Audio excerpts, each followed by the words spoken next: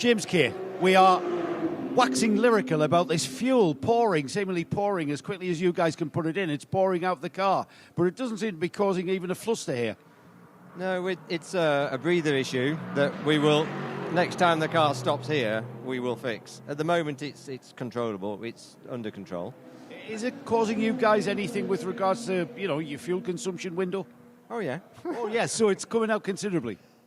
Initially, yes. It's to do with the routing. I don't know if you know it, all these TCR cars were all built, the Gen 1 cars were built in 2017, 2018. So to be able to bring that car here, we had to buy all new fuel systems for the car because they've run out of date. So we had to go back to Audi and say we need new fuel tanks for these cars. So that's what we had to fit before we came here. And anybody with an old Gen 1 car will suffer the same fate. So, and it's just, there's maybe a valve that's stuck or something's not quite right with the installation of the new fuel tank. Okay. So, I mean, all right, you guys are the only TCR car in the race, but it's a great test bed, this, to find this out before you go on further in the Middle East Championship. Yeah, that's correct. I mean, we've been helped a lot to come here by Creventic, to get a Gen 1 car back in this championship, and to prove to all the literally hundreds of other Gen 1 cars that are out there, sat in their garages, not competitive in any TCR series, they can come and race here cost effectively. So we've made quite a few modifications to the car within the regulations, which allows the car to last longer on its tyres, to be a lot softer, to not, to use less fuel, less tyres, because every time they stop in the pit, they cost money. So we've just worked with the ride heights, with the settings on the car, just so we can eke out as much as we can to make it cost effective to get people to come back in the lower classes to the championship, because it needs it. It needs full grids. Yeah, I mean, everyone, the fans, we love TCR as a class. It's always been really competitive. So if to one of those people who was sat out there with a TCR car, Gen 1 TCR car, collecting dust in workshops and garages, what's the figure? Can you put a figure on what would put the car on its wheels at this event? I'm better placed to give you that when we finish or we get to the end of the event. At the moment, you've got to go through this process, really. We've been helped by Creventic from the entry fees. The entry fees are 30% less than they were as a TCR car. If you use less, the fuel's always a part of the entry package. If you use less tyres, less brakes, because the car's not so stressed. We're using a DSG gearbox rather than a sequential gearbox, so that's basically a road car racing gearbox, modified for racing, rather than it being a pure racing gearbox. So the maintenance costs between now and getting to Dubai, which is the next round, that will be reduced. And every kilometre that these cars do, you have to allow for wear and tear.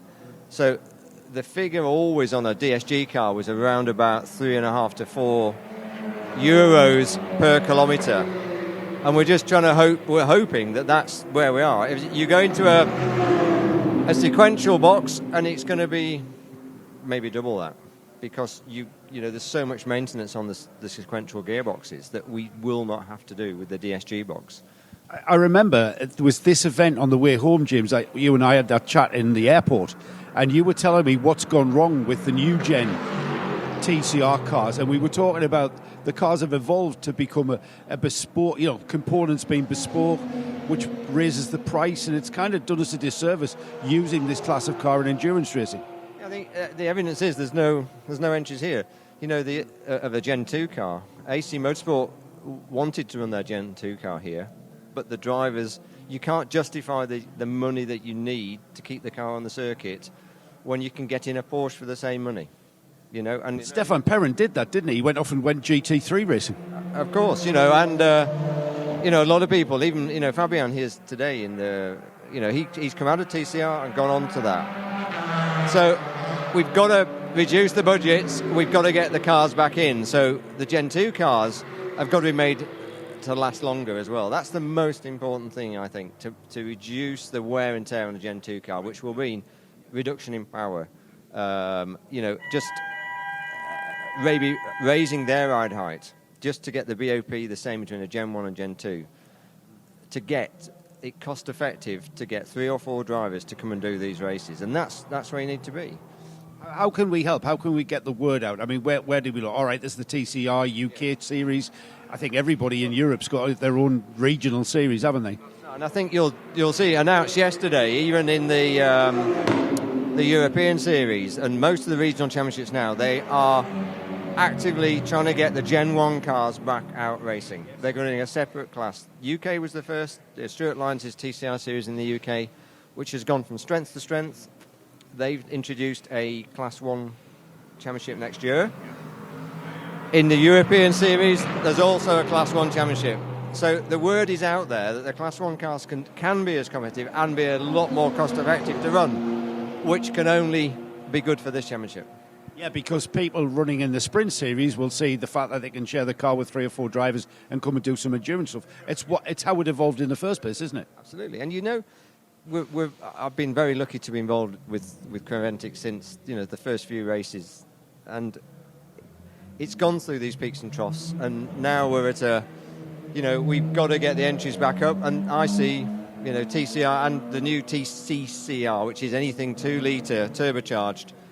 Bring it, come and race it, and the guys here are working really hard to get people back here. When's the car due in, James? Because I'm intrigued as a former mechanic to see what exactly you do to fix it. We're about an hour away, I think, before we come in here. Yeah, Henry Neal's in the car. Again, there's a bit of a story to all that. Henry Neal, Matt Neal's son's here racing. I raced since I was a kid with Matt. Yeah. The other driver is Jack Lemmer. Jack Lemmer's Mark Lemmer's son. Barwa Motorsport, the most successful team in British GT racing anyway, and an ex-touring car driver. So we're all here. We're all actively trying to get. How old does that make you feel, though? Because you've raced against their dads. Very old, yeah. I do feel very old, But I also, I wouldn't be doing it if I didn't feel competitive. So it's to be fair, that both their dads would be here as well racing if they could. But they're trying to keep the wheels on the wagon so they can go racing in the teams next year. So. And on a more important note, did Jack's baggage turn up? His luggage, did it turn up? No. He's British Airways have definitely let us down. So now he's got flip-flops as racing shoes. I can see he's got clown shoes on behind us there. He's got clown shoes on. He's got a pair of my old overalls. And that's it. That's all he needs. I'll be back in an hour, James, to watch that. Thanks, mate. Thanks for clearing that up.